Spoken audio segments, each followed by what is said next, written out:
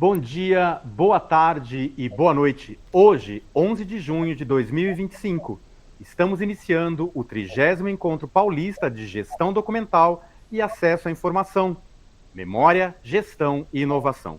Este é o segundo evento que integra a participação do Arquivo Público do Estado de São Paulo na 9ª Semana Nacional de Arquivos. O encontro de hoje tem por objetivo incentivar os municípios paulistas a organizarem e gerir seus documentos com foco na preservação e difusão das memórias locais. O nosso chat já está aberto, então corre lá, faça a sua pergunta. Aproveite e se inscreva em nosso canal e fique por dentro das novidades. O Arquivo Público do Estado de São Paulo está em todas as redes sociais. Além das nossas redes sociais, você também pode fazer uma visita mediada presencial. Agende a sua visita pelo nosso site www.arquivoestado.sp.gov.br. E é também pelo nosso site que você tem acesso ao certificado deste evento. Você precisa estar cadastrado no nosso site e inscrito neste evento para acessar o seu certificado. Hoje, contaremos com as presenças do Arquivo Público do Estado de São Paulo, da representação da Organização das Nações Unidas para a Educação, Ciência e Cultura e da MAG Seguros e Previdência. Sejam todos muito bem-vindos. Vamos chamar os nossos convidados, então? Tiago Nicodemo, Adalto Soares e Alberto Machado. Tiago Nicodemo é o diretor do Arquivo Público do Estado de São Paulo, ex-presidente e atual secretário executivo da Comissão Estadual de Acesso à Informação, professor de Teoria da História da Unicamp e responsável pelo Centro de Humanidades Digitais do IFISH Unicamp. É formado em História pela USP e em Direito pela PUC São Paulo, mestre e doutor em História Social pela USP. Alberto Martins Machado Júnior é consultor, arquivista, pesquisador do Centro de Memória da MAG Seguros, responsável pela elaboração das 2 candidaturas do acervo da MAG ao Programa Memória do Mundo da Unesco, paleógrafo e membro do Conselho de Preservação do Patrimônio Histórico da cidade de Taubaté. Adalto Cândido Soares é coordenador da área programática de comunicação e informação da Unesco no Brasil, mestre em educação pela Universidade de Brasília, com pesquisa sobre inovação no uso das TIC, novas tecnologias de comunicação e informação na educação, especialista em análise e desenvolvimento de sistemas, graduado em Economia e Filosofia pela Universidade de Brasília. Senhores, sejam muito bem-vindos. Um ótimo bate-papo para vocês. Obrigado pela apresentação, Luri. Boa tarde para todos aqueles que estão nos assistindo, para os nossos espectadores. Esse aqui, só para contextualizar, é o nosso 30º Encontro Paulista de Gestão Documental. E só para o Adalto e o Alberto saberem, é um encontro que é sempre focado na gestão documental municipal. Então, quem está aqui, quem está nos ouvindo, vocês vão ver, se vocês forem no chat, são na sua maioria gestores de arquivos públicos municipais. Então, vocês podem ficar mais do que à vontade para contar quem são vocês aí do chat mesmo eu estou falando, e de onde vocês vêm, que município que vocês representam. Vai ser bem importante para a gente também dialogar. Esse encontro de hoje, eu recebo essas 2 pessoas que são importantíssimas, que têm ótimas formações, e a gente vai conversar um pouco sobre a visibilidade dos arquivos históricos e como é que isso pode facilitar a memória. A gestão, obviamente, a gestão documental, e a relação da gestão documental com as demandas de memória nos municípios e nos estados. Eu acho que a gente pode falar aqui não só do São Paulo, né, mas do Brasil. Então, acho que o que a gente vai conversar aqui vai ser útil para todo mundo. Vou fazer uma primeira rodada de conversa, sempre articulando bate-papo, e daí eu vou perguntar um pouco para cada um. Lógico, o Luri já apresentou, mas quem é você? Da onde que você vem e o que você está fazendo aqui? Então, vamos começar. Não dá para usar muito bem essa ordem alfabética, né? Quase, né? Temos Adalto e Alberto, mas vamos começar pelo Adalto. Conta aí um pouco de você, Adalto, assim, como uma pessoa que está trabalhando aí dentro da Unesco e que tem muita experiência na relação, né, com os arquivos, né? Conta um pouco sobre a sua vida e sobre a sua trajetória, por favor. Obrigado, Tiago, pelo convite. É um prazer estar aqui. Cumprimento o Alberto também, que está com a gente aqui. Bom, eu trabalho na Unesco há 22 anos, né? Acabei conhecendo esse mundo das relações internacionais aqui. Foi a minha trajetória profissional, ela foi bem inusitada, né? Comecei como economista e logo depois como oficial de projetos, e mesmo como economista já trabalhava com organismos internacionais. E, e o tema, né, dos arquivos e o tema da memória do mundo, na minha vida veio primeiramente como analista de sistemas, a importância dos arquivos de maneira geral, inclusive os arquivos públicos.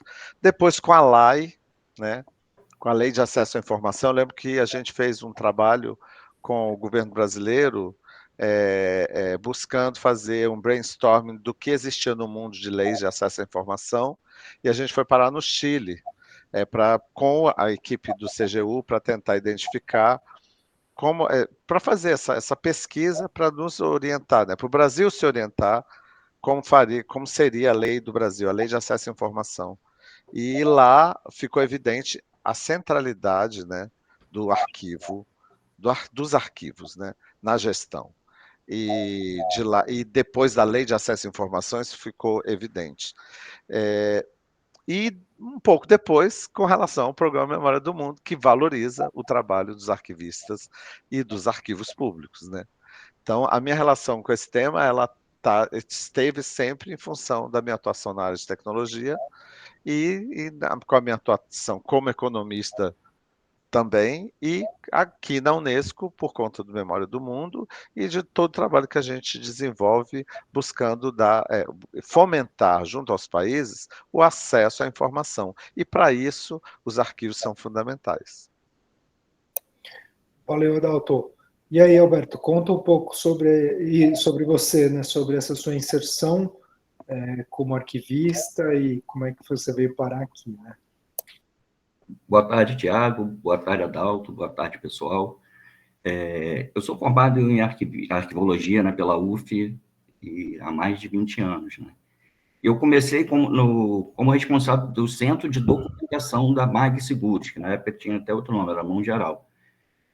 Trabalhei durante uns 20 anos lá, e só para explicar para vocês, a MAG é uma empresa que acabou de completar 190 anos. Então, existe muita documentação lá como eu trabalhava no centro de documentação, eu acabei tendo acesso a essa documentação histórica, e é uma empresa que não tem nada a ver como atividade fim a gestão de documentos, como um arquivo do Estado, é uma empresa que tem outra atividade, né? E acabou que em 2016 eu tive acesso, eu conheci o Programa Memória do Mundo, e eu acabei me dedicando ao estudo desses documentos históricos. Me aprofundei, fiz um curso de paleografia para conseguir ler aqueles documentos que são datados desde 1835, para poder tentar essa candidatura. E desde então continuo lá no centro de memória. Agora foi formado um centro de memória da MAG e eu continuo lá executando esse trabalho. Que legal. E vamos conversar um pouco agora porque, enfim, essa live ela está sendo suscitada porque assim, tanto o Arquivo Público do Estado de São Paulo quanto a MAG Seguros foram contempladas com esse diploma, né, com esse reconhecimento do Memória Mundo no âmbito da América Latina e do Caribe. E daí eu quero saber um pouco sobre essa coleção, Alberto, porque olha, MAG tem, assim, a Mão Geral tem 190 anos mesmo. Fala um pouco sobre essa função histórica da Previdência. Né? Começou pública ou começou privada? Como esses documentos começaram a ser produzidos? Qual que é a data de corte? Né? Qual que é o contexto e qual que é a cronologia desses eventos que levaram essa coleção a ser tão importante? Certo. A coleção é datada de 1835 até 1977, que é uma coleção de atas de reunião de diretoria que temos lá. A primeira reunião que definiu a primeira diretoria está presente lá. Então, nós temos essa história do início e do desenvolvimento da Previdência em tentativa e erro. porque na época ninguém tinha o conhecimento, né? Então, tudo está registrado lá, primeira tentativa de fraude, primeiro auxílio reclusão, desconto em folha, tudo foi, a Mão Geral, a MAG foi pioneira nesses fatos, né? Não existia desconto em folha, foi a MAG que Não existia a ideia de previdência, porque começou em 1835. 35. Foi a Mas já primeira. existia no mundo previdência? De onde veio a ideia? Foi na época era o ministro da Fazenda, o Visconde de Sepetiba, ele teve a ideia, ele é o fundador, ele criou a ideia, ele fez o plano de pensão, ele criou esse plano de pensão, que ainda é base para os planos até hoje. Até hoje esse plano foi criado, ela foi fundada lá no Paço Imperial, na Praça 15 do Rio de Janeiro, onde tinha os atos, né, oficiais do Império e tudo. Ela não era pública, era uma privada, como se fosse uma autarquia, vamos dizer assim. Ela foi feita, mas ela tinha que se desenvolver sozinha, ela não era para ter aporte do governo, né? É uma coisa paralela. Então ela foi pensada para ter um grau de autonomia, quer dizer, as contribuições deveriam depois se reverter quem dava dinheiro também ia ser em algum momento quem receberia, né? O Império deu um auxílio que ele permitiu que se fizesse algumas loterias durante o ano para ajudar também. Para alavancar. Isso. E você conhece as regras? Assim, quantos anos a pessoa tinha que contribuir para conseguir ganhar uma aposentadoria? Não, era pensão, não tinha aposentadoria, era só pagava pensão por morte. Quando ele era para, o que acontecia na época, os servidores públicos, eles trabalhavam assim, quando eles morriam, as famílias ficavam na miséria, porque era ele que sustentava. A ideia foi isso, para dar assistência às famílias.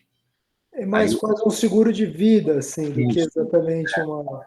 Ele pagava uma joia, depois pagava mensalmente, e no final quando ele morria, a família receberia, a esposa até morrer, as filhas, mulheres também, e os homens tinham um limite de idade. Que legal! E quando que virou privado? Porque isso aí, tudo bem, é uma iniciativa pública, tem um fundo, tem um caráter meio autárquico, porque funciona de forma independente, mas quando é que virou uma coisa... Quando é que virou Mão Geral mesmo? Já era Mão Geral de cara? Não, Mão Geral é a abreviação de Montepio Geral de Economia dos Servidores do Estado, né? E ela nunca foi pública, né?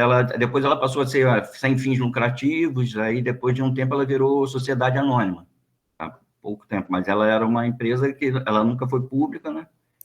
E ao longo do tempo agora ela virou seguradora. Então, entendi. Então não teve uma passagem do público para o privado, ela simplesmente continuou se comportando desse jeito. Depois ela abriu, antes ela era focada só em servidores públicos e ao longo do tempo ela foi abrindo o campo para qualquer cidadão, né? Foi abrindo o campo. E ela chegou a ser muito grande, assim, como é que foi esse lastro no tempo?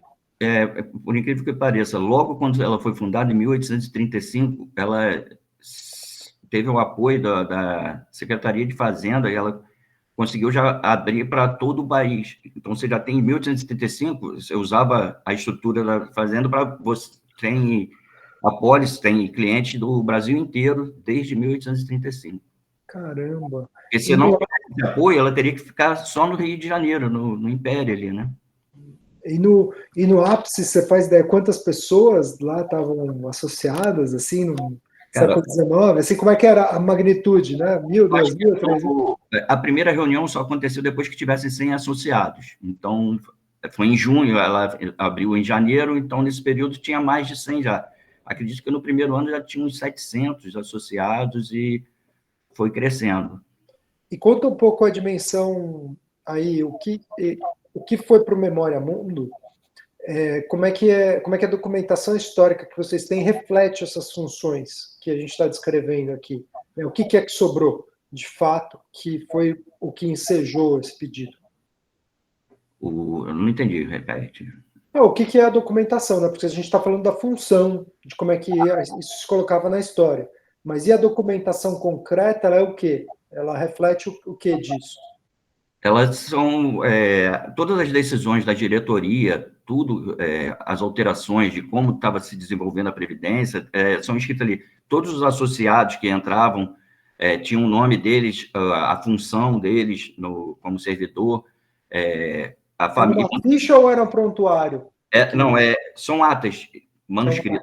Aí foi encadernado por períodos de ano. E é um material que serve também para pesquisa genealógica, porque ele tem afiliação, entendeu? É um material que serve para diversas pesquisas. Se quiser pesquisar profissões que tinham na época, quanto recebia o salário que era na época dessas pessoas, entendeu? Tem bastante informações ali nas atas, são bem importantes, né, para pesquisas, né? Que legal.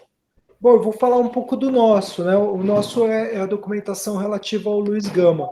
Ele tem um coração que foi esse livro, né, de escravizados libertos, que foi produzido na década de 1860, entre 1862 e 1866, se eu não me engano, mas nesses anos.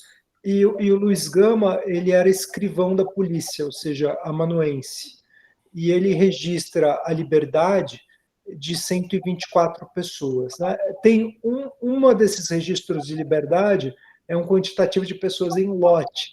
Então, você tem aí mais ou menos 60 pessoas aproximadamente que têm o nome individualizado e todos os registros individualizados, e daí tem mais umas 40 pessoas, mais umas 45, alguma coisa assim, que foram libertadas num dia só, num gesto, num lote. Né?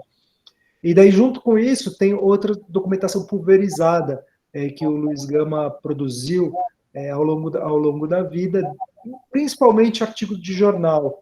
Então, aqui a gente tem, se eu não me engano, 138, posso estar enganado com o número, depois o Guilherme confere, mas são 138 artigos, sendo que muitos desses eram inéditos e só estão saindo agora por causa do Bruno Lima, que está fazendo as obras completas, então teve esse cuidado de um a um, também de localizar, porque muitos deles foram escritos por pseudônimo e não somente assinados pelo Luiz Gama, então você também tem que fazer um trabalho básico de garimpo, né, de certificação.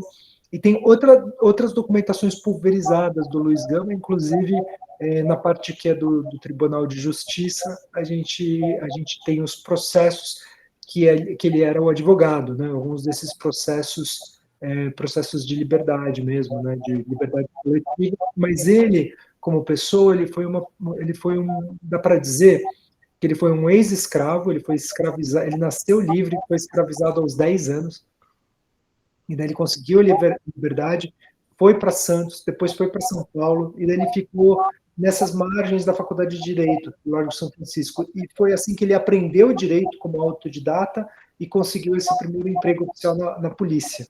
E depois que ele passa de escrivão da polícia, ele passa a ser advogado. E daí, nesse trabalho de advogado, ele vira praticamente um líder comunitário, uma pessoa que tinha uma empatia profunda para causas populares. E então ele começa a atuar na cidade, não só para libertar pessoas, mas também para favorecer e visibilizar. Por exemplo, ele faz ação em favor dos feirantes, ele faz um monte de coisa muito, muito legal.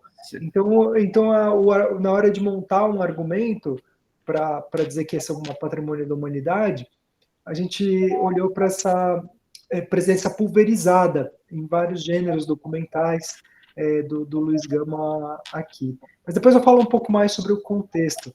Eu queria que o Adalto agora falasse, porque... Será que ele era cliente da MAG? Ele era servidor público, né? Pode ser. Pois é, ele não sei, mas até a gente poderia procurar, né? Aliás, daria para fazer esse cruzamento, né? De quem que foi cliente da MAG que a gente tem aqui no Brasil. Governadores de São Paulo tem vários, até o próprio fundador, né? Foi governador, era presidente de província, né? Na época. Isso é bem interessante, que a gente tem as coisas. Tobias de Aguiar também. Tobias de Aguiar? Aí já. Pô, que legal, hein? De Caxias foi cliente, a Marquesa de Santos, que foi a beneficiária do Tobias de Aguiar. A gente tem várias. Eles eram casados. Personalidades, da história, que Visconde de Sepetiba, o Visconde do Rio Branco. Que loucura! Marechal Deodoro não, é o Almirante Barroso também. Então, tem várias personalidades da história que fazem parte da história da MAG também. Que loucura, né? E até quando que funciona? Essa, pelo menos a parte que vocês pediram esse conhecimento, até quando ela vai? 1977, que foi estão encadernadas essas atas, de 1835 a 1977. 142 anos. Por que é 77? Não foi onde a coleção parou ali de ser encadernada ali. A gente aproveitou a coleção inteira. É meio que o conjunto físico do acervo histórico que vocês têm. Isso. Eu vou pedir para o Adalto, para ele não ficar fora dessa conversa. Acho que, Adalto, muita gente que está nos ouvindo quer saber mesmo de como a Unesco vê, como enxerga esse projeto, né, esse programa de Memória Mundo, como é que é essa realidade no Brasil, quais são as perspectivas para o futuro. Então, a gente vai entrar um pouco, fazer uma rodada sobre como é que a gente se preparou para isso. Mas eu queria que antes você desse também esse contexto, né? Como é que vem sendo essa atuação da Unesco? Qual que é o grau? Como é que que está acontecendo no Brasil, né? Como você enxerga isso? Bom, a Unesco, né, com o Programa Memória do Mundo, ela visa, né? A gente visa ativar justamente os arquivistas, né, as pessoas que trabalham com a salvaguarda dos documentos, né? E tem um lado que ele é humano, né, de direitos humanos, que leva em consideração exatamente o que vocês acabaram de falar. Quer dizer, o acervo da MAG é um acervo de cidadãos, de um período longo, né, de mais de um século, no Brasil. Né? Então, diz respeito ao Estado-membro Brasil e de cidadãos brasileiros. O que acontece com o Luiz Gama são de escravos, né? História de escravos, a libertação de escravos, por um lado, né? Um abolicionista importante na história do Brasil, e fora isso, a atuação dele em vários campos do conhecimento, né? Como jornalista, como escritor, como advogado, como ativista. E então o Programa Memória do Mundo ele tem como objetivo justamente salvaguardar os documentos, porque nós entendemos que são documentos muito frágeis, que com uma capacidade de destruição muito premente. E o programa foi criado justamente para isso, para chamar a atenção dessa fragilidade e da necessidade de um olhar mundial para os documentos históricos que falam da vida dos países. Você fazer isso, você valoriza o país. Você valoriza a história do país, e valorizando a história do país, você valoriza a história das pessoas do país. Então, o grande objetivo é esse. Agora, com relação ao Brasil especificamente, é curioso que todas as vezes que eu estive em reuniões internacionais representando o nosso trabalho aqui no escritório da Unesco no Brasil, quando eu falava MOU, ficava todo mundo assim, como? O Brasil tem MOU? Porque eles, dentro de um espectro internacional, onde está o Egito, onde está a Ásia, onde está toda a Europa, Brasil é uma criancinha recém-nascida. Então, eles nunca imaginam que a gente tenha uma atividade de memória tão pulsante como o que a gente tem aqui. Entende? Então, todas as vezes eles ficam impressionados. Como? Como, Adalto? Porque assim, a Unesco, na área de comunicação e informação, a gente atua em vários campos, né? Na área de comunicação e na área de informação. O MOU é uma parte de várias ações, sendo que na nossa sede você tem equipes para cada ponto, e aqui sou eu para todos os temas. Então, nos encontros, eles ficavam tentando me trazer para aquilo que é mais relevante, mas quando eu trazia o MOU, que era a última coisa que eles imaginavam que eu estivesse trabalhando, pensando na memória do Brasil. Eu falei, não só penso como o Comitê Nacional, né, que foi extinto, que a gente está batalhando para recriar, apoiando o Brasil, estimulando o Brasil para fazer isso, nominou muitos acervos, né? E o Brasil, eu entendo que a Unesco ajudou a contribuir muito para o conhecimento da população do trabalho do arquivo. Né? Sei também que a Lei de Acesso à Informação, como eu falei no começo, também tem feito esse trabalho, por uma questão óbvia, mas a gente entende que o Brasil entendeu, talvez seja um dos países do mundo que melhor entendeu qual era a intenção da Unesco em preservar a memória do país. E me conta uma coisa, Adalto, essas esferas, né? Explica um pouco para quem está nos ouvindo a diferença entre Brasil, América Latina e mundo, como é que opera esses três âmbitos e também conta um pouco sobre esses desafios, né? Porque eu acho que é um movimento agora de refazer o Comitê Brasileiro, né? Isso, O programa, porque assim, a Unesco nós somos 195 Estados-membros e cada país tem um vínculo mais próximo ou menos com a própria organização. Mas nós temos esses países membros constituídos, né, que fazem contribuição para estar na organização. E cada programa tem uma lógica. O programa Memória do Mundo da Unesco, ele tem uma lógica de comitês, ele trabalha com comitês. Comitês esses que emitem editais para seleção, para recepção de candidaturas de acervos ao título de Memória do Mundo. E no caso do MOU, do Memória do Mundo, ele admite 3 níveis de comitês. Então, tem um comitê nacional, que é o comitê que é criado por livre iniciativa do país, à luz das diretrizes da Unesco. Tá? Então, é um comitê que é de inteira responsabilidade do país membro, o Comitê Nacional.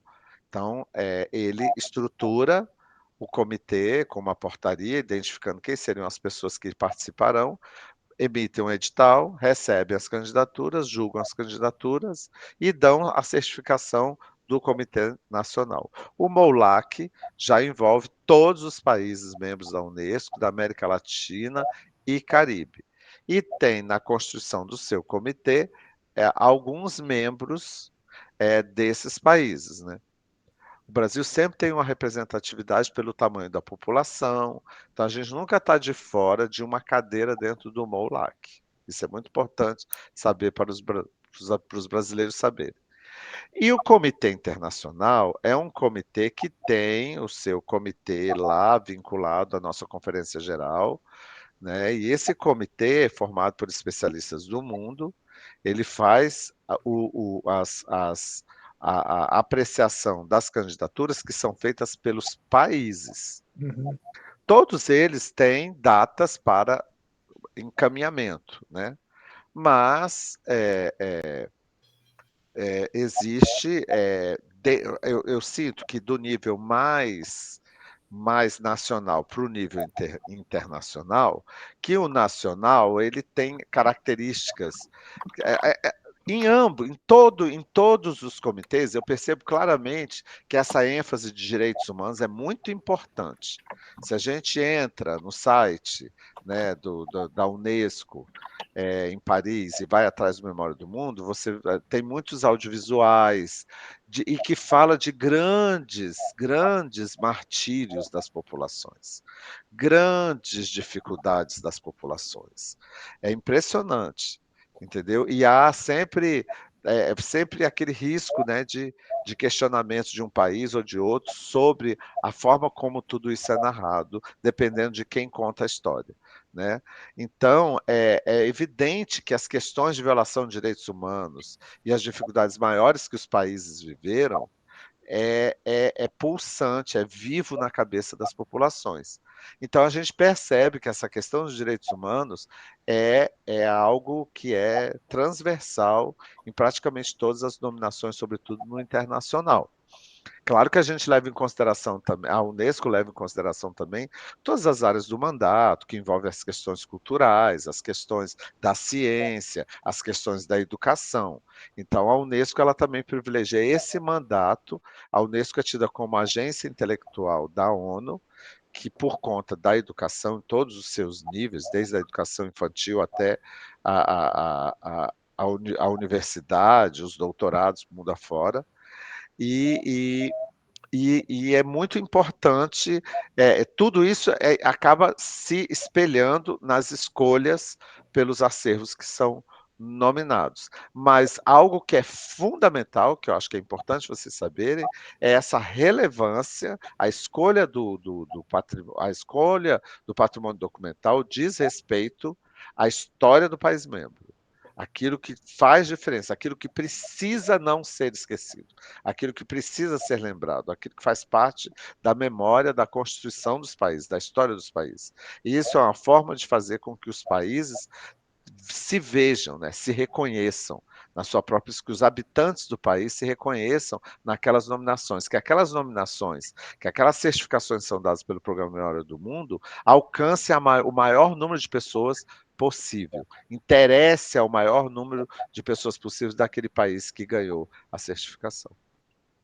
Legal, eu acho que aqui o nosso caso que a gente tem o Mundo é só o DEOPS que é na rede de inteligência da ditadura militar brasileira a partir de 1964, e que foi um pedido coletivo com bastante, acho que arquivo estadual do Rio, Bahia, São Paulo, o Arquivo Nacional, todo mundo pode estar esquecendo alguém, todo mundo se juntou para fazer um pedido com relação à documentação da ditadura, né? Foi uma articulação grande feita pelo Comitê Nacional à época. Essa nominação também ajudou esse trabalho foi tão intenso que ajudou a fundar o Comitê Nacional. Foi um movimento que foi feito pela Casa Civil do governo do Brasil, da presidência do Brasil à época, e ela, de fato, marca a criação do comitê. Não marca a nominação de candidaturas do Brasil ao MOU, mas marca a criação do Comitê Nacional. Agora, para pedir um, não precisa necessariamente ter ganho o outro, né? Não, Ou, é independente, completamente independente. ainda Porque bem, né? são editais independentes, um não está Uhum, correlacionado ao outro. entendi. Eu vou perguntar agora para o Alberto, obrigado, Adalto. Vou perguntar para o Alberto como foi o contexto de preparação, né? Considerando tudo que o Adalto falou, como vocês já ganharam Brasil e América Latina para essa mesma coleção, né?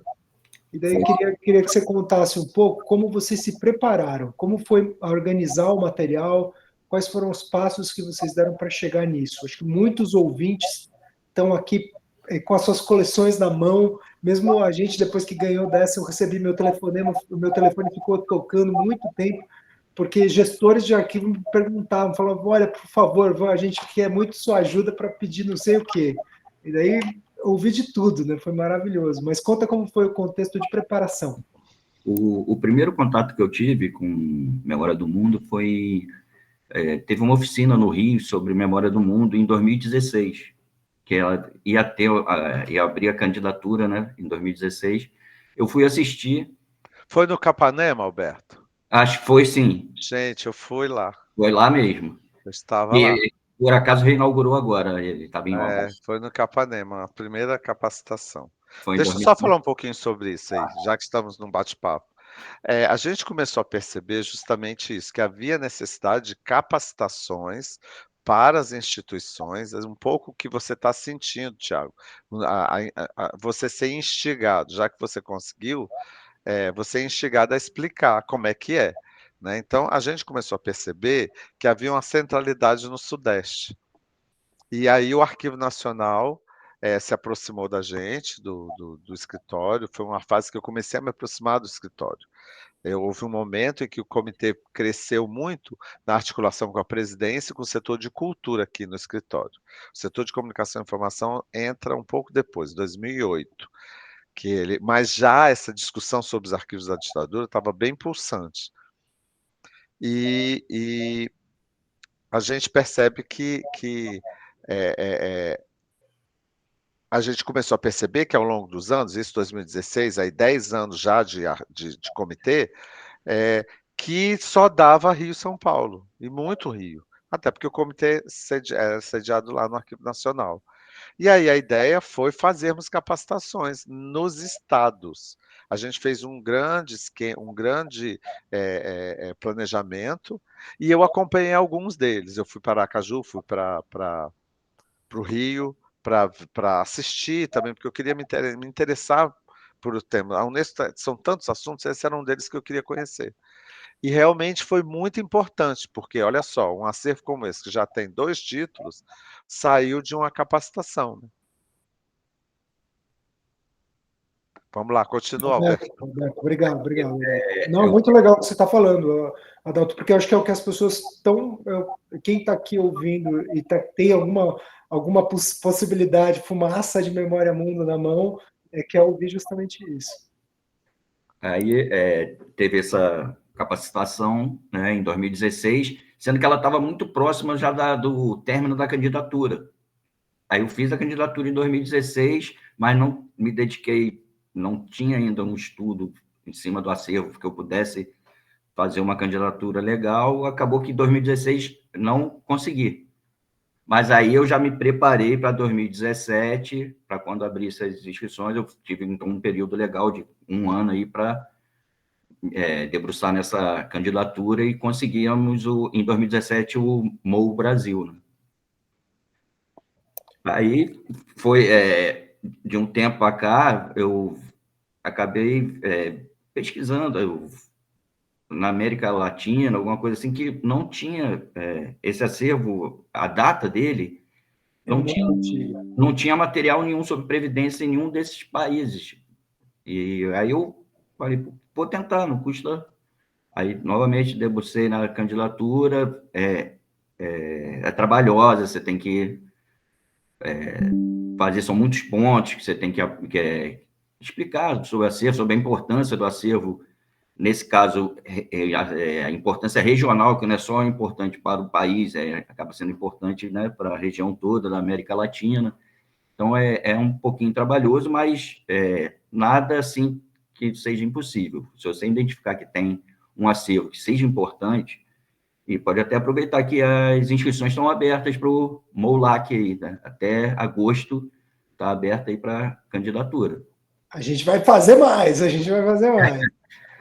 Mas eu acho, para falar do nosso, assim, eu acho o seguinte, que foi...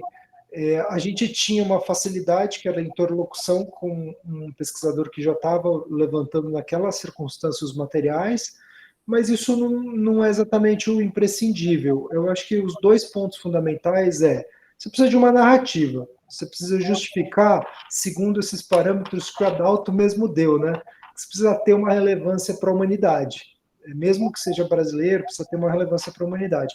E é lógico que quando se trata de relação com direitos humanos, essa relevância para a humanidade vai aumentar cada vez mais, né? Então, precisa ter uma sensibilidade e uma agência curatorial. Se não é necessariamente o gestor da equipe, mas precisa ter alguém na equipe que entenda isso, que seja capaz de colocar essa documentação em contexto e fazer com que ela seja visível, que ela se torne, que fique clara essa justificativa. Tem vários campos para preencher, mas o mais importante, e essa justificativa, ela também tem que ser amparada na bibliografia. Mesmo que seja para justificar uma lacuna, é necessário que seja amparada no que já existe ao lado, né? No que é aquilo que os pesquisadores ajudaram a fazer, naquelas pesquisas que estão em curso, né? No que a historiografia diz. E daí, de outro lado, você tem a questão técnica, que é a questão da descrição arquivística dos documentos. E esse é um ponto bem, bem difícil, porque nem todos os arquivos têm os seus documentos devidamente descritos. Isso até é raro nos arquivos brasileiros. Então, você precisa ter, num nível de meticulosidade alto e de técnica alto, a descrição e norma arquivística daquilo que pode ser um fundo, pode ser uma coleção, pode ser uma série. Daí você precisa justificar também arquivisticamente. Até por isso que o nosso pedido foi um pouco arriscado, porque a gente colocava uns 3 ou 4 gêneros de documentos diferentes pulverizados pelo arquivo numa mesma coleção. Então foi um argumento um pouco assim, olha, é uma presença múltipla. E outro aspecto é que não foi a primeira vez, porque a gente estava falando de herança negra, herança da escravidão. Então a gente também precisou preparar durante anos a instituição para falar sobre esse assunto. Porque tem outro aspecto, que não é nenhum dos dois que eu falei anteriormente, que é o aspecto, digamos assim, da legitimidade e do lugar de fala para reclamar aquela identidade. Então, esse é outro aspecto fundamental. A gente fez uma exposição que chama Presença Negra. Ela foi instituída como um programa do arquivo, permanente, de olhar para a herança negra dentro do arquivo. Daí a gente começou esse programa fazendo a articulação regional do arquivo com relação ao seu entorno, porque as comunidades negras estão muito presentes no entorno, e com relação às comunidades negras que estavam já presentes no arquivo ou que tinham algum interesse em estar no arquivo. Não eram só comunidades de pesquisadores, eram comunidades mesmo, no sentido de sociedade civil representada. Então a gente ampliou a representação da sociedade civil dentro do arquivo, para o arquivo ter legitimidade para levantar essa pauta. Então esse foi outro aspecto muito importante e foi um aprendizado enorme para a instituição, porque a gente passou acho que uns 3 anos. Agora deve ser o 3º ano que a gente está fechando, falando sobre esse assunto. E muita coisa apareceu, muitos novos atores apareceram, muitas ameaças de memória mundo apareceram. Não só essa, é que essa é um documento de libertação de escravidão para uma pessoa que tem hoje essa visibilidade, né, que é um gênio, Luiz Guilherme. É óbvio, né, que tinha que começar por ele, mas a gente começou a puxar um fio e veio um elefante. Então foi muito importante, mas eu destacaria esses 3 aspectos. Acho que o Adalto está querendo completar o que eu estou falando. Você tem toda a razão ao colocar esses 3 aspectos importantes, né? E uma coisa também que eu quero colocar, e vocês me corrijam, porque vocês são especialistas em arquivo, mas assim, é muito importante, você colocou muito esse engajamento das pessoas do arquivo, né? O Arquivo do Estado de São Paulo, ele tem tem essa capacidade, e eu acredito, por a gente ter no arquivo toda a história, né? O Estado de São Paulo não tem um arquivo histórico separado do arquivo corrente. A mesma instituição. Então, o que a gente vê, sobretudo em termos de Brasil, e eu domino esse tema até pelo trabalho que eu fiz na Previdência, né, quando trabalhei a primeira reforma, lá no final do século passado, como economista e na área de Previdência, a gente percebe que o arquivo ele tem, e muitas vezes dentro das próprias, em algumas instituições, né, nos poderes, a parte histórica sai e você tem os arquivos correntes.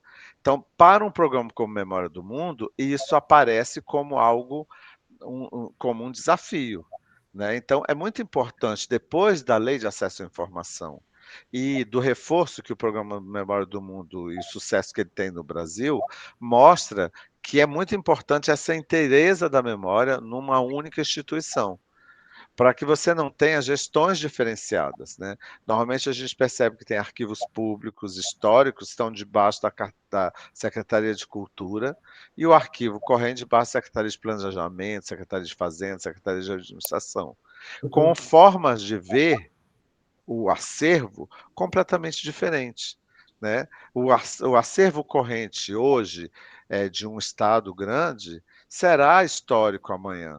Entendeu? Então, é muito importante que haja essa interligação. Além do que, você tem mais recursos modernos naquele acervo, naquele arquivo que está vinculado aos dados de hoje, do que os acervos antigos que precisam de um cuidado maior e normalmente ele está perto, ele tem menos recursos pelas pastas onde ele está vinculado. Porque a gente tem que falar, né, desses assuntos. A gente tem que falar de recursos orçamentários dentro dos governos, né, e das prioridades dos governos.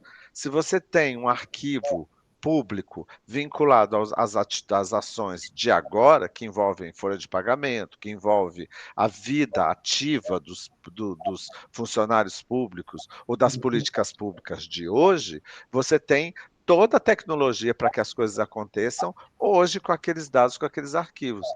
E não é o que acontece com os mapas, com os acervos do século passado relacionados ao Estado ou ao município. Então, o que a gente percebe é que nós vemos com bons olhos quando essas iniciativas se convergem e que o tratamento que for dado aos arquivos correntes seja o mesmo ou até mais sofisticado para os arquivos históricos. Então é isso que a gente percebe. O Programa Memória do Mundo ele tenta buscar isso também, valorizar os documentos que estão mais vulneráveis, porque quanto mais longevo o documento, mais vulnerável a tudo. E a armazenagem dele, aí eu estou falando com especialistas, né? Vocês me complementem. O arquivamento deles é mais sensível, o manuseio muito mais sensível, as questões de temperatura e as vulnerabilidades à mudança climática que a gente está vivendo hoje é algo muito mais assustador para os documentos mais antigos. Então é isso, quer dizer, a gente sente que quando a gente ativa um programa como esse num país membro, a gente também está mexendo com políticas públicas e com a estruturação de como se organiza os dados, os arquivos e a memória do país. E aí, Alberto, você quer complementar como Falar arquivista? uma coisa em que a grande maioria dos municípios não tem, né, um plano de gestão de documentos. E até fazer uma propaganda, não sei se ainda existe, tem o programa do Arquivo do Estado, que é de auxílio aos municípios, a você formar dentro do seu município um plano de gestão, muito legal, já acompanhei, já vi lá como é que funciona, interessante, é até bom divulgar, de repente tem alguém aí que eu não Então, saiba. a gente tem uma divisão permanente de assistência aos municípios, e esse evento aqui, que tem 30 edições, ele é exatamente o desdobramento desse trabalho de base com os municípios paulistas. E daí, normalmente, a meta do arquivo é dar o suporte para os municípios, para eles criarem seus próprios arquivos públicos. Então, uma parte do meu tempo é dedicada para isso, para ir passar de município em município, conversando com os prefeitos e com os agentes, e normalmente fazer a mediação entre quem está na base, né, do arquivo e que precisa dizer para o prefeito. Então, vou lá como autoridade da memória do Estado falar, prefeito, precisa aqui, vamos dar uma força, entender o que eles precisam. E daí o que o Adalto falou, né, de juntar gestão com preservação, isso é a recomendação mesmo, né? Deu certo com a gente, né, como autoridade da gestão documental, e tem que dar certo com eles. E é um problema que ele parece abstrato, porque ele envolve realmente um arranjo dentro do Estado, né, uma questão de gestão pública, mas ele é diretamente relacionado com a memória, né, porque a hora que você liga essa cadeia, realmente você vai começar a olhar para aquele município, para tudo que está parado dentro daquele município, para todas as caixas, para toda a memória, seja uma memória histórica, seja uma memória mais recente, mas que está sendo de documentos que estão sendo produzidos pela administração, aquilo vai parar com uma questão. E sobre isso de arquivo vivo, Adalto, assim, uma parte dos Memórias Mundo que eu quero pedir não são das coisas que estão aqui, mas são das coisas que a gente está em processo, né? Os dois mais importantes é a parte de manicômio e a parte de hanseníase, que esses daí melhorariam. Uhum. É isso. A gente percebe que a Unesco busca, com o programa, ativar os especialistas, ativar os governos, a valorizar o patrimônio documental, né? Por ser um patrimônio sensível e muito frágil.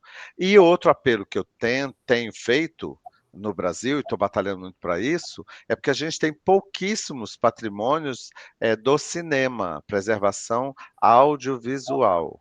Tá? A gente sabe aí que no MIS a gente tem especialistas, a TV Cultura do Estado de São Paulo, TV Cultura, né, que é a sede aí em São Paulo, também fez um trabalho maravilhoso nesse sentido, de preservação. A TV Globo também fez um trabalho interessante com a criação de um canal, o Viva, que é só memória, né? Você pensar na memória, porque o setor de audiovisual foi o setor que mais nos ensinou sobre a alternância de formatos, né?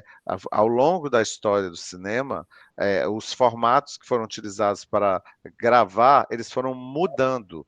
E teve momentos da história, vocês que trabalham em arquivo sabem, que você teve nós tivemos outros suportes que foram utilizados para preservar dados, outros suportes, não só o papel. Né? Então, isso tudo precisa ser levado em consideração, essa alternância de formatos, numa possível discussão com relação à digitalização. A digitalização é mais uma alternância de formato. Então, a gente tem que olhar para o passado e ver o que se ganhou, o que se perdeu. A gente sabe que se perdeu muito, né? Sobretudo no audiovisual, por decisões equivocadas com relação à preservação e à destruição de suportes.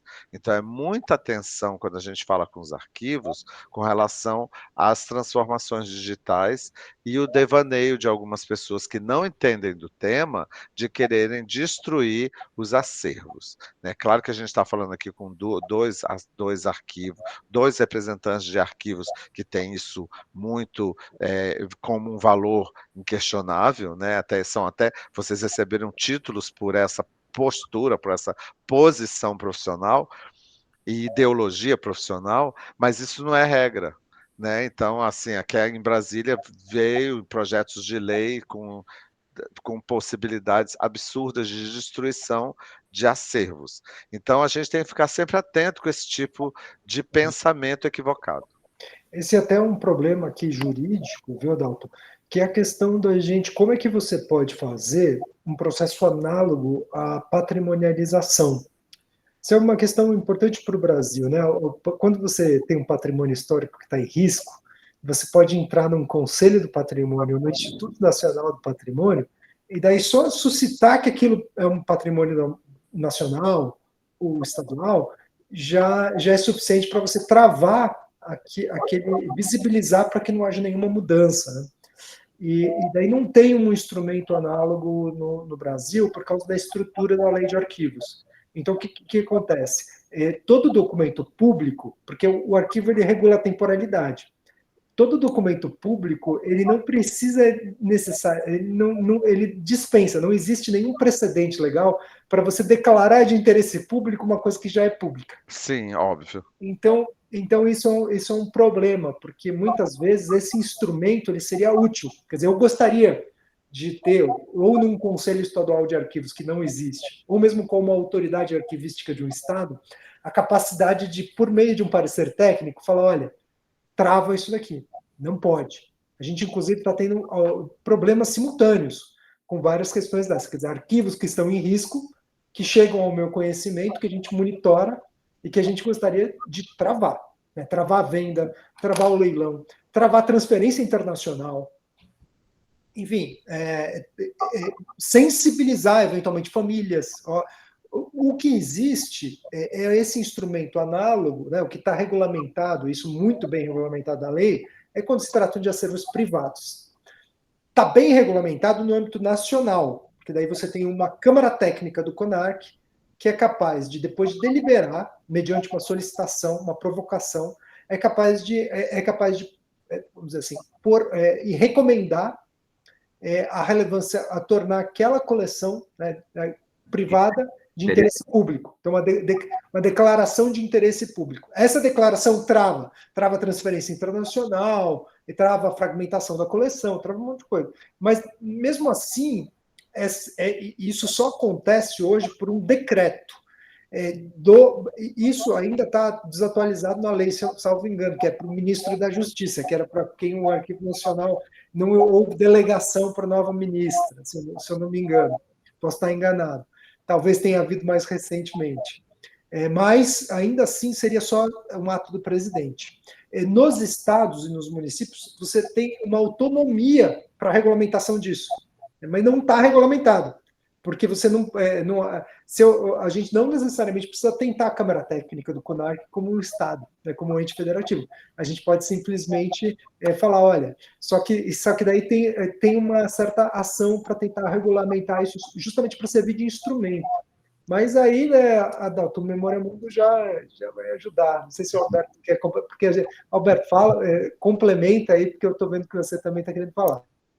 Não, né, esse é o problema na área pública, é terrível. Você não tem como você barrar essas coisas, né?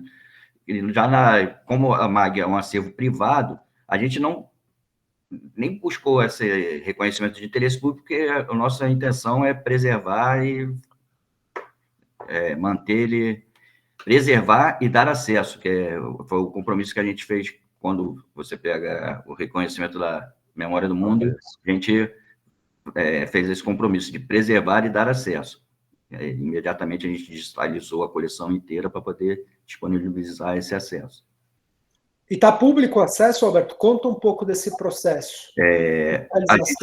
A gente acabou digitalizando, aí criamos um hot site para disponibilizar, só que acabou que ninguém procura uma seguradora para ver um acervo, não é o diferente de um arquivo, porque todo mundo sabe onde buscar. Aí a gente começou a fazer parceria. Eu entrei em contato com a Universidade de Coimbra, a gente disponibilizou na biblioteca da universidade esse material. Aí, dali, eu fui procurando outras universidades. Aí as principais universidades do mundo estão com o nosso acervo, a do Brasil também. Conseguimos também uma parceria com o Museu Virtual de Seguros de Portugal, com o Museu de Seguros de Londres, e depois a gente conheceu o projeto GLAM, da Wikipedia, né? Que aí foi o carro-chefe, que tem uns 2 anos de criação, estamos chegando a 400 mil acessos a esse documento. Isso é muito legal, a gente também usa o GLAM, e o GLAM, hoje, acho que a gente tem documentos aí, às vezes tem 100, 200 mil acessos em algum documento, e é justamente documentos ligados à escravidão, os nossos documentos mais acessados na Wikipedia. E a gente aproveita até essas semanas de arquivo, até semana de museus, a gente faz algumas tarefas no GLAM para dar uma agilizada, o pessoal ir lá transcrever documentos, fazer alguma coisa assim, a gente faz com a Wiki Brasil, né, que eles... Wikimedia, a Fundação Wikimedia. A gente também estava querendo, acho que a gente ainda não começou, mas a gente estava querendo justamente fazer uma bateria de chamada pública para subida de visibilidade negra no arquivo, né? De pegar tudo que a gente tem aqui, treinar as pessoas. Eles disponibilizam fazer oficina, eles são bem receptivos para fazer isso, para ajudar a divulgar o acervo. É muito legal, muito importante, assim. E, bom, mas eu só para fechar esse assunto, acho que a infraestrutura dos arquivos é muito importante, quase um pressuposto para você conseguir isso. Eu só gostaria de chamar a atenção para quem está nos ouvindo, porque acho que passou tanto pelo Alberto quanto pelo Adalto esse assunto, mas, gente, a gente não tinha tudo restaurado do Luiz Gama. Então, a hora que ganhou, falou, não, peraí, para tudo que está fazendo, vai ter que colocar na fila do restauro. Mas não é também qualquer instituição que tem a fila do restauro, né, que tem equipe para fazer isso. Então, são questões delicadas, né, são níveis de preparação para conseguir um acervo, um reconhecimento desse, acho um tema importante, né? E, Alberto, conta um pouco quais são os próximos passos. Aí, vocês querem virar mundo? Como é que você está pensando? A ideia é tentar, né, agora descobrir o caminho para conseguir esse reconhecimento mundo, mas também a gente tem outro acervo, Lamag, que são os dossiês de 3 mil clientes da época do Império. E nesses dossiês tem a relação cliente-empresa, documentos manuscritos, aí a pessoa casava, ela tinha que comunicar, o nascimento de um filho tinha que comunicar, entendeu? Para ir incluindo beneficiários ao plano dele. E, por exemplo, num desses documentos, no dossiê do Duque de Caxias, a gente tem a certidão de óbito do Duque de Caxias dentro do dossiê. Então, tem bastante documento lá que eu acho que a gente está planejando fazer uma candidatura, não para esse ano, mas em breve a gente vai tentar também para essa coleção de dossiês de Que segurança. legal. Então, eu vou contar para vocês qual que da nossa parte, o que, que a gente mais gostaria, né? Tem vários acervos legais que mereceriam virar memória mundo. Mas também considerando um pouco, né, entre o que está mais conservado, o que está mais acessível, eu diria para vocês que um dos mais importantes para pedir é o Última Hora, que foi esse jornal popular brasileiro, e o banco de imagens do Última Hora, ele dá quase 1 milhão de imagens que são incríveis, dos melhores fotógrafos do Brasil da segunda metade do século XX, né? E o caso é um caso bem interessante, porque o fundo que a gente tem aqui é o arquivo do jornal, mas as camadas de processamento desse arquivo do jornal indicam que houve uma certa, vamos dizer assim, uma edição da biografia do próprio Samuel Weiner, que é o jornalista que está por trás, e que veio também junto com uma autobiografia com fitas que foram também recentemente recolhidas, 57 fitas que geraram, de entrevistas com ele, que geraram. Então você tem um fundo é o arquivo de um jornal, mas ao mesmo tempo ele tem certas características de uma coleção privada. E daí eu acho que esse merece. Tem outros aqui, tem esses que a gente está recolhendo, que seriam muito importantes. Hanseníase, o tratamento da hanseníase no século XX em São Paulo foi descentralizado em hospitais, asilos e preventórios. E a gente está fazendo uma campanha para identificar e recolher alguns. Então, isso seria muito importante, porque daria para dar essa característica expansiva, né? Você pede de um, de dois que a gente esteja recolhido, mas na medida em que vem os próximos, a gente consegue. E Juqueri, que é o grande sanatório público do Estado, né? E que está sendo recolhido inteiramente. Assim, se eu pudesse, eu fazia esses três. E tem um quarto, Adalto, que esse é sui generis, que é o seguinte: a gente teve um sistema de gestão de documentos no Estado durante 4 anos, nato digitais, antes do SEI ser substituído, que é o sem papel. E daí agora a gente está fazendo a gestão do sem papel. São 4 anos de produção, inclusive os 3 anos de pandemia. A produção plena de um Estado de documentos digitais como um exemplo, né? E daí eu estava pensando em talvez arriscar esse argumento, né? E tentar proteger o nato digital. É interessante. Mas a primeira da Última Hora tem um apelo muito importante por conta da crise, né, dos jornais.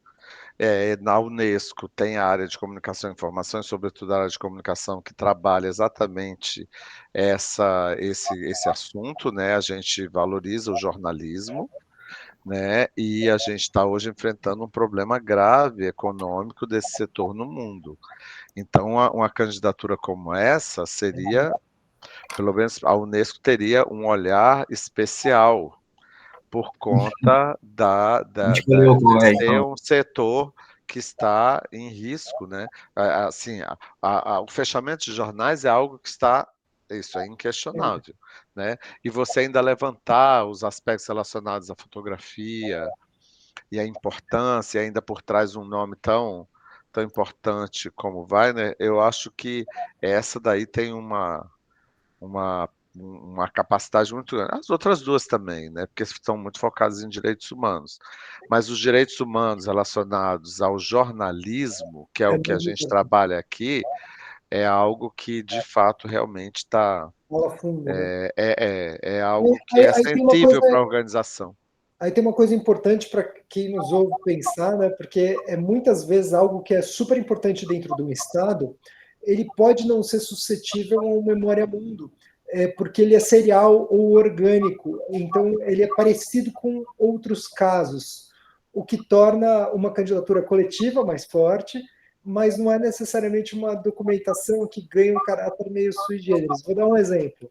A gente tem a nossa documentação do mais importante aqui é documentação censitária, de massas de população. Mas a gente já não ganhou outras vezes pedindo. Por quê? Porque assim, existe esse censo parecido em outros arquivos estaduais. E por mais que esse seja até maior, mas bem organizado, por que ele é mais importante do que os outros? É diferente do Última Hora, que é um caso único, que é o acervo inteiro do jornal veio para aqui. E daí tem uma longa história. E esse do Última Hora tive que parar, porque a gente estava tentando... Assim, tinha problemas legais e tal, então eu fui atrás da família, me aproximei muito, então comecei a escrever sobre o jornal, porque os resultados do que eu ouvia de entrevistas mesmo com as pessoas, de reconstituição de como é que aquele acervo veio parar aqui. E daí eu tenho essa história para contar. No final das contas, eu acabei enviando um texto convidado para escrever na própria edição da autobiografia do Samuel essa história de como é que foi para... E daí, no final, e também a gente conseguiu colocar no ar o acervo digital do Última Hora. 300 mil fotos, um pouco menos da metade da totalidade, mas já foi bastante dinheiro envolvido. Que maravilha. Então esse é realmente, acho que é a bola da vez, Adalto, porque tem todas... Daí volta para aquele assunto, né? Tem o engajamento, está digitalizado, então está acessível, tem uma camada de tratamento, tem essa questão da unicidade, da irrepetibilidade dele, então é importante. E a importância em tempos de fake news, né? Você ter um jornalismo expresso, né, em documentos de um jornal que evidencia a importância dele, né? A gente está vivendo muitos ataques aos jornalistas, né? E eu acho que você enfatizar essa mídia, jornal, impresso, é algo muito importante, sobretudo para o Brasil. Essa coleção está disponível no site do arquivo?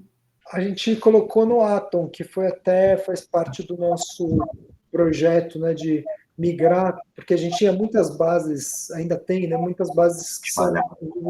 Então, a imigração, que é o Memória Mundo, a gente tem a migração de São Paulo, né, via Porto de Santos, a gente tem o DEOPS, que é outro Memória Mundo. E daí os dois têm bases individualizadas, são os nossos acervos mais utilizados. Mas Última Hora é o terceiro ou quarto. Aí. E daí a gente migrou as fotos, está migrando tudo para uma base só, que é uma base arquivística. Mas demorou 2 anos, Alberto, porque foi isso. Para entender, voltar para a história do jornal e entender como que essa documentação foi produzida e qual era o lastro para os metadados. Então foi um trabalho muito cuidadoso para refazer tudo, né? Para refazer a história daquela coleção dentro do arquivo. E o acervo do jornal é delicado, o papel, né? Não é feito para durar, né?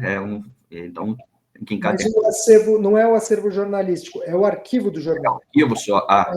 Então, a gente tem todos os jornais, né, seriais, do Última Hora, que está também online, mas o que veio foi o jornal, ele tinha um arquivo.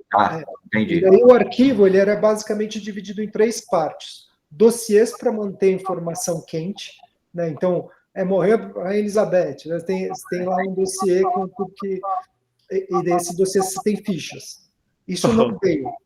Daí você tem as missões fotográficas em negativos. Então, você ia cobrir uma greve. Daí você ia lá, colocar todos os negativos no envelope e cumprir um padrão de metadados para esse envelope. Esse dentro do arquivo do jornal. E daí vinha o editor escolhia algumas negativos. E daí vinha uma equipe de ampliação, de laboratório fotográfico. E daí fazia o trabalho. E daí você tem uma coleção de ampliações.